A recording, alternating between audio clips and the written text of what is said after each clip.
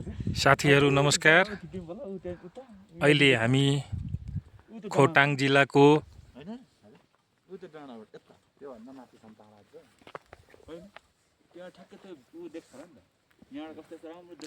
चखेबामा रहेको ट्याम्के डाँडा चखेबा ट्याम्के डाँडाको अब यहाँ माथि हामी पुग्छौँ एकछिनमा भ्यू टावरमा। यहाँबाट हामी अहिले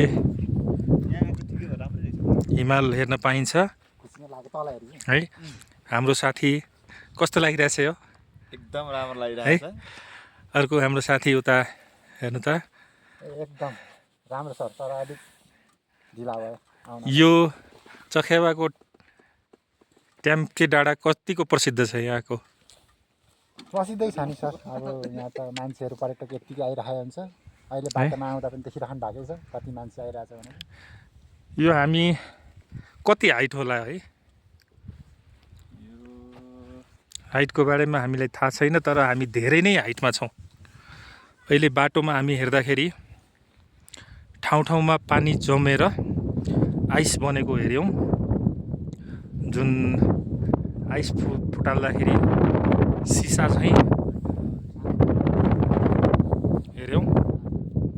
यहाँ केही दिन पहिला मात्रै मेला लागेको थियो र निकै नै आकर्षक दृश्यहरू यहाँबाट बादल हिमाल सबै देखिन्छ। अनि एकछिनपछि हामी माथि ट्याम्के डाँडा पुगेपछि भ्यू टावरबाट हिमालयको दृश्यहरू अवलोकन गर्नेछौँ। धन्यवाद।